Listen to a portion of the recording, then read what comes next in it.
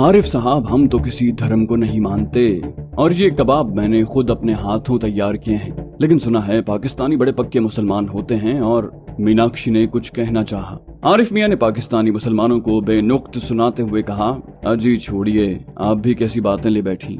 मीनाक्षी आरिफ मियां के इतने नजदीक बैठी थी कि उन्हें अपने पहलू में अलाव दहकता महसूस होने लगा था। पहले पहल तो वो रोबे हुस्न से खासा दबा दबा दिखाई दे रहा था, लेकिन जब हुस्न ही उस पर मेहरबान हो रहा था तो उसने भी कल पुर्जे निकालना शुरू कर दिए। मीनाक्षी ने उसे हर तरह करीब आने का मौका दिया था, लेकिन बहुत करीब आने नहीं दिया था। फिलवक्त वो अपने शिकार की आतिशे शौक को इतना भड़का देना चाहती थी कि फिर वो उसे अगर जहन्नम में कूदने का हुक्म भी दे तो उसके शिकार के लिए ना की गुंजाइश बाकी न रहे। मीनाक्षी ने उसे अपनी मुसव्विरी के कुछ फन पारे दिखाए थे और बताया था कि उसे नाचने और पॉप म्यूजिक का बहुत शौक है। इस दरमियान आरिफ मियां की राल मुसलसल टपकती रही। वो आंखों ही आंखों में मीनाक्षी को खा जाना चाहते थे, जब अचानक उसने दोपहर का खाना किसी होटल में खाने की तजवीज पेश कर दी। उसने अचानक ही मीनाक्षी का हाथ थाम लिया था। छोड़िए खाना, बस मेरे साथ यूं ही बातें करती जाइए। इस पर मीनाक्षी ने लज्जा जाने की जो शानदार अदाकारी की थी, उस पर वो खुद को दिल ही दिल में दाद दिए बगैर न रह सकी। आरिफ मियां तो काठ के उल्लू साबित हो रहे थे। उसने खुद हाथ छुड़ाने की कोशिश नहीं की, आरिफ मियां ने खुद ही उसका हाथ छोड़ा था। मीनाक्षी ने उसके नजदीक होकर कहा, आरिफ साहब, आप जानते हैं कि हमारे यहाँ मर्द जिस खातून का हाथ पकड़ लें फिर आसानी से छोड़ा नहीं करते। मीनाक्षी के जिस्म पर मौजूद सारी खुशबू आरिफ मियां की नस नस में समाने लगी। वो बोले, जी हाँ, अगर वक्त आया तो मैं भी साबित कर सकता हूँ। आरिफ मियां भी अब खासा चहकने लगे थे। वो बोली, देख लीजिए, इतना बड़ा दावा ठीक नहीं। बोले, आप आजमा कर तो देखें। आरिफ मियां ने इतना कहकर चाहा कि आगे बढ़कर मीनाक्षी को थामे कि अचानक कमलेश कबाब में हड्डी बनकर नाजिल हो गया। भाई, किसको आजमाने की बातें हो रही हैं और कौन आजमाने जा रहा है? उसकी शक्ल पर नजर पड़ते ही आरिफ मियां के मुंह पर हवाइयां उड़ने लगी। मीनाक्षी ने बेतकल्लुफी से आरिफ मियां का हाथ थामा। कुछ नहीं, चलिए कहीं बाहर खाना खाने चलते हैं। आरिफ मियां लरस कर रह गए। खासी बेबाक और बहादुर महबूबा मिली थी उन्हें। कमलेश ने दोनों को मुत्तला किया। बोला, शायद कुदरत को यही मंजूर था कि हम इकट्ठे खाना खाएं। हमारे साहब बहादुर की फ्लाइट लेट हो गई है और अब वो शाम की फ्लाइट से आ रहे हैं। मीनाक्षी ने आरिफ का हाथ थामते हुए कहा, ठीक है, शाम को आए या सुबह को, हमें चलना चाहिए। आरिफ मियां हैरान थे कि अपने भाईजान के सामने वो कितनी बेबाकी से उनका हाथ थाम कर खींच रही थी। फिर वो ये सोचकर मुतमईन हो गए कि इन लोगों का ताल्लुक मादर पिदर आजाद माशरे से है। धर्म को ये मानते नहीं थे, शायद जिस्मानी ताल्लुकात को भी बुरा न समझते हों। कार कमलेश चला रहा था। मीनाक्षी और आरिफ मियां पिछली सीट पर बैठे थे और मीनाक्षी ने पिछली सीट पर मौजूद तमाम पुराने अखबारात, रसायल और दीगर अल्लम गल्लम उठाकर अगली सीट पर रख दिया। उसने कमलेश से कहा, इतना कीमती सामान कम से कम मैं अपने हाथों बाहर नहीं फेंकूंगी। पिछली सीट पर आरिफ मियां से मीनाक्षी इस तरह लगी बैठी थी जैसे वो उसके मेहमान नहीं बल्कि मियां हैं। जब कमलेश कोई मोड़ तेजी से काटता, वो अपने जिस्म का सारा बोझ आरिफ मियां पर लाद देती, जिन्हें यकीन हो चला था कि उनके दिल की हरकत अचानक बंद हो जाएगी। तीनों एक डिस्को नुमा होटल में खाना खाने आए थे। कमलेश ने खाने से पहले बियर मंगवाई थी, जो मीनाक्षी ने भी आरिफ के साथ ही बेतकल्लुफी से पी। खाना तीनों ने इकट्ठे खाया था। फिर वो कुछ देर दिल्ली की सड़कों पर घूमते रहे और अब मीनाक्षी ने कमलेश को उसके दफ्तर के सामने ड्रॉप करके अगली सीट पर रखा ढेर दोबारा पिछली सीट पर फेंककर आरिफ मियां को आगे बिठा लिया था और कार खुद ड्राइव कर रही थी। दोनों कनॉट प्लेस आ गए। दरिया किनारे एक महफूज और कदरे गुंजान कुंज में एक मर्तबा फिर दोनों के दरमियान जुमानी बातों का तबादला शुरू हुआ। आसमान पर सुबह से बादल की टुकड़ियां एक दूसरे से कट कर बिखरी हुई थी। वो अचानक ही इकट्ठी होने लगी और देखते ही देखते वहां गहरे बादल छा गए। मीनाक्षी ने कहा, मेरे ख्याल से कहीं और चलते हैं, तेज बारिश आने वाली है। आरिफ मियां ने बिलाखिर साफ कह दिया, जहां आपका जी चाहे ले चलिए, हम तो आपकी जुल्फों से बंधे। वो बोली, झूठ, एकदम झूठ। मेरी जुल्फें इतनी लंबी नहीं कि जिनसे किसी को बांधा जा सके। मीनाक्षी ने अपने अंग्रेजी स्टाइल से कटे हुए बालों की तरफ उसकी तवज्जो दिलाई। उसके साथ ही नकरेई घंटियां बज उठी। اس کی ہنسی ہی ایسی تھی۔ دونوں ایک دوسرے کا ہاتھ پکڑے پارکنگ کی طرف جا رہے تھے جب اچانک زور سے بادل گرجا اور میناکشی نے یہی تاثر دیا جیسے وہ اچانک گھبرا کر عارف میاں سے لپٹ گئی ہے۔ اس طرح اچانک لپٹ جانے سے آسمان پر کم اور عارف میاں کے اندر زیادہ زور سے بادل گرجا۔ اس کا رواں رواں سرور و انبساط کی لہروں میں ڈوبنے لگا۔ وہ بولی سوری۔ میناکشی نے الگ ہوتے ہوئے نظریں جھکانے کی اداکاری کی۔ شکریہ، عارف میاں نے اس طرح کہا کہ میناکشی بے ساختہ ہنس دی۔ شام ڈھلنے کے بعد دونوں ڈسکو میں آ گئے۔ عارف میاں نے لوگوں کو ناچتے تو دیکھا تھا لیکن کبھی خود بھی کسی حسینہ کی باہوں میں باہیں ڈال کر ناچنا پڑے گا یہ تو انہوں نے کبھی زندگی میں نہیں سوچا تھا۔ وہ میناکشی سے بغل گیر قدموں سے قدم ملائے ناچ رہا تھا۔ یہ شیطانی رقص تھا جس کا خاتمہ عارف میاں کی تباہی کی بنیاد رکھ گیا۔ ناچ کے دوران جب انہوں نے میناکشی کے لبے لالیں کی مسکراہٹ چرائی اور اس نے اس پر ذرا سا بھی احتجاج نہ کیا تو عارف میاں نے اپنی دانست میں ماؤنٹ ایورسٹ کو سر کر لیا تھا، لیکن وہ نہ جان سکا کہ اب وہ رو کی مکمل گرفت میں آ گیا ہے اور موت ہی اب اسے اس گرفت سے نجات دلا سکے گی۔ میناکشی نے اسے اس کی خالہ کے گھر کے باہر رات گئے ڈراپ کرتے ہوئے کہا، آج کے لیے اتنا ہی کافی ہے۔ دونوں الگ ہونے سے پہلے ایک دوسرے سے بغل گیر ہوئے تھے اور میناکشی نے عارف میاں سے دوبارہ جلدی ملاقات کا وعدہ لیا تھا۔ میناکشی تو چلی گئی لیکن عارف میاں ساری رات بستر پر کروٹیں بدلتے رہے۔ کیا مجال جو ایک پل کو ان کی آنکھ لگی ہو۔ میناکشی ساری رات ان کے دل و دماغ پر مسلط رہی۔ انہوں نے جانے عالم تصور میں وحشت کے کون کون سے صحرا پاٹ لیے۔ صبح تھوڑی دیر سونے کے بعد ان کی آنکھیں دوبارہ کھلی تو ناشتے کی میز پر حسن ان کا منتظر تھا۔ اس نے ایک آنکھ دبا کر پوچھا، کیا بات ہے میاں صاحب زادے، یہ اڑی اڑی سی رنگت کیا اکیلے اکیلے شکار کرنے لگے؟ عارف میاں نے شرماتے ہوئے کہا، کچھ نہیں، بس وہ یوں ہی۔ حسن نے اس کے کندھے پر ہاتھ مارتے ہوئے کہا، کچھ بات تو ایسی ضرور ہے، چلو نہ بتاؤ، جلد یا بدیر ہمیں پتا تو چل ہی جائے گا۔ یہ ابتدا تھی۔ اگلے روز میناکشی اسے لینے آئی۔ اس نے عارف میاں سے صاف صاف کہہ دیا کہ وہ بھی انہی جذبات کی اسیر ہے جن کے عارف میاں ہیں۔ اس نے عارف سے کہا کہ وہ دھرم کرم کو نہیں مانتے، نہ ہی اس کے والدین کو کسی بات پر اعتراض ہوگا سوائے اس کے کہ وہ پاکستان میں نہیں رہ سکتی۔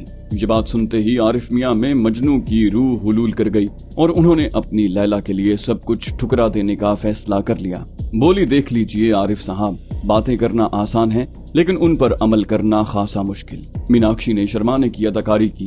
وہ بولا، آپ کیسی باتیں کر رہی ہیں، میں آپ کے لیے جان دے سکتا ہوں۔ ابھی اس کے الفاظ منہ میں ہی تھے جب میناکشی نے اس کے منہ پر ہاتھ رکھ دیا۔ خدا کے لیے ایسی باتیں نہ کریں۔ اس روز کملیش کسی دوسرے شہر کام سے گیا ہوا تھا اور میناکشی رات کو ڈسکو سے سیدھی اسے اپنے ہاں لے آئی تھی۔ عارف میاں کے فرشتوں کو بھی اس بات کا علم نہ ہو سکا کہ اس درمیان کمپا کولا کی بوتل میں انہیں تیز نشے والی شراب پلا دی گئی ہے۔ یہ سارا ارینج پروگرام تھا۔ اس رات عارف میاں میناکشی کے گھر رہ گئے تھے اور صبح ہونے پر جب انہیں علم ہوا کہ ساری رات وہ اکٹھے لیٹے رہے اور انہوں نے میناکشی سے جسمانی تعلقات بھی قائم کر لیے ہیں تو وہ کچھ خلش سی محسوس کرنے لگے۔ اس نے اپنے پہلو میں موجود میناکشی سے کہنا چاہا، میناکشی بخدا میرا ہرگز یہ ارادہ نہیں تھا، بس جذبات کے ہاتھوں۔ وہ بولی، عارف صاحب، جلد یا بدیر یہ تو ہونا ہی تھا۔ یوں بھی بھارتی ناری جسے من سے اپنا دیوتا مان لے اس کے ہر حکم کی اطاعت پجارن کی طرح کرتی ہے۔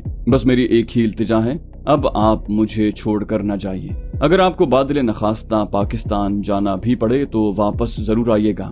عارف میاں نے اس روز اپنی دانست میں پہلی مرتبہ کسی کو اپنا ہمراز بنایا اور حسن کو اس واردات عشق سے آگاہ کر دیا۔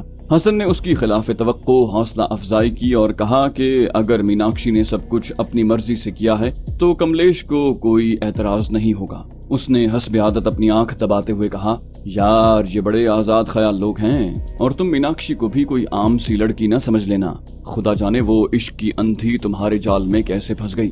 بڑے بڑے روسا اس سے دو باتیں کرنے کو ترستے ہیں۔ میاں وہ غضب کی مصورہ ہے اور جلد ہی بڑی سرکاری افسر بننے والی ہے۔ اس نے حال ہی میں کوئی بڑا زبردست مقابلے کا امتحان بھی پاس کیا ہے۔ بڑے اثر و رسوخ والے لوگ ہیں عارف میاں۔ اگر تم نے ذرا سی چالاکی سے کام لیا تو نہ صرف کروڑ پتی بنو گے بلکہ میناکشی جیسی خوبصورت لڑکی بھی تمہارے قابو میں آ جائے گی۔ میاں عیش کرو گے عیش، بس ذرا ہمارا خیال رکھنا۔ عارف میاں نے بالآخر واپس جانا تھا لیکن روانگی سے 3-4 روز پہلے एक दिन अचानक ही मीनाक्षी ने उन्हें बताया कि वो उनके बच्चे की मां बनने वाली है। उनके पांव तले जमीन सरकने लगी। उस रोज हसन और कमलेश ने उससे शाम को बड़ी अहम मीटिंग की, जिसमें कमलेश ने बताया कि उन्हें इस रिश्ते पर कोई एतराज नहीं और अगर आरिफ मियां चाहें तो मीनाक्षी से खुफिया शादी कर लें। आरिफ मियां के लिए तो बिल्ली के भागों छींका टूटा। दूसरे रोज दोनों किसी मजिस्ट्रेट बहादुर को पकड़ लाए और आरिफ मियां को बताया कि ये फैमिली कोर्ट के जज हैं, लेकिन अदालत में जाना मुनासिब नहीं था। सो दोनों ने जज साहिबान के सामने मियां बीवी होने का इकरार कर लिया। 3-4 रोज तक आरिफ मियां गुलछर्रे उड़ाते रहे। अभी हनीमून नामुकम्मल ही था कि वीजा मुकम्मल हो गया। ये नई कबाहत आन पड़ी थी। इस मरहले पर वो एक लम्हे के लिए अपनी ज़ौजा मोहतरमा से अलग नहीं होना चाहते थे। अब क्या किया जाए? हसन ने राय दी, मेरा एक सिक्योरिटी वाला दोस्त है, उससे बात करते हैं। वो बोले ठीक है। साले और बहनोई दोनों ने उसकी हाँ में हाँ मिलाई। सिक्योरिटी वाला भी आ गया। उसने आरिफ मियां का पासपोर्ट देखकर इंकशाफ किया कि उनका वीजा तो पिछले हफ्ते खत्म हो गया है और वो गैर कानूनी तौर पर यहाँ कयाम पजीर हैं। अब किसी भी लम्हे जासूसी के इल्जाम में धर लिए जाएंगे, क्योंकि आजकल भारतीय हुकूमत हर पढ़े लिखे पाकिस्तानी पर यही इल्जाम आयद करके उसे गिरफ्तार करती है। हसन और कमलेश दोनों ने उसकी मिन्नत समाजत शुरू कर दी। इस ड्रामे का क्लाइमेक्स सीन वो था जब कमलेश ने अचानक ही अपनी जेब से नोटों का बंडल निकाल कर मेज पर रख दिया। शर्मा साहब, मुझे अपनी नहीं, अपनी बहन की फिक्र है। अगर आरिफ मियां यहाँ गिरफ्तार हो गए तो वो खुदकुशी कर लेगी। भगवान के लिए कुछ कीजिए। फजा खासी जज्बाती हो रही थी। सिक्योरिटी वाला बोला, देखिए कमलेश साहब, आप चूंकि मुअज़्ज़िज़ लोग हैं, मैं आपकी सिर्फ एक मदद कर सकता हूँ और ये भी बता दूं कि उसमें ना की गुंजाइश नहीं। सीधी सीधी बात है, आजकल ये मामला आम चल रहा है। आरिफ मियां अगर हमारे लिए थोड़ा बहुत काम करने पर रजामंद हो जाएं तो हम इनके लिए 2-3 पासपोर्टों का बंदोबस्त कर देंगे और इन्हें वीजे की भी कोई प्रॉब्लम नहीं होगी। बस साल में कुछ अरसा पाकिस्तान में और कुछ अरसा भारत में गुजार लिया करें। जब इनका काम मुकम्मल हो गया तो इन्हें भारतीय शहरियत भी मिल जाएगी।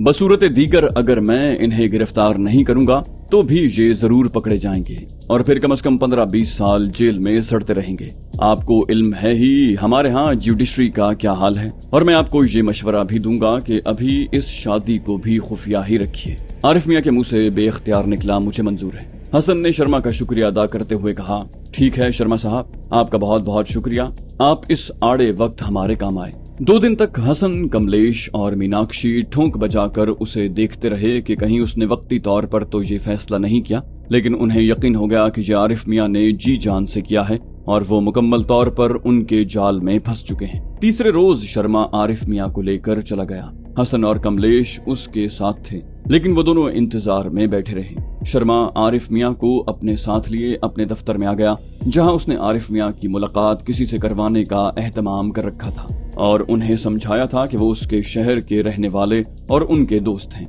वही आइंदा उसके मामलात के इंचार्ज होंगे। भाई मेरे, सब यही कर रहे हैं, ये मुल्क मजहब सब साला फ्रॉड है। तुम्हारे मुल्क में क्या और मेरे मुल्क में क्या, ये साले सियासतदानों ने हम सबको गधा बना रखा है और बस अपना उल्लू सीधा कर रहे हैं। उसके साथ ही उसने 4-5 पाकिस्तानी लीडरों के नाम ले दिए और कहा, ये सब लोग कौन हैं तुम नहीं जानते, और जब तुम जानते हो तो तुम्हारी हुकूमत कैसे नहीं जानती, और अब तुम जिन साहब को मिलोगे उनको देखकर तुम बिल्कुल क्लियर हो जाओगे। इतना कहकर उसने घंटी बजाई और मुस्तैद गार्ड अंदर आ गया। भाई वो खान साहब आए हैं। गार्ड बोला, सर वो बड़े साहब के कमरे में गपशप कर रहे हैं। शर्मा ने हंसते हुए कहा, यार उनसे कहो कभी हम छोटे साहिबों को भी मुंह लगा लिया करें।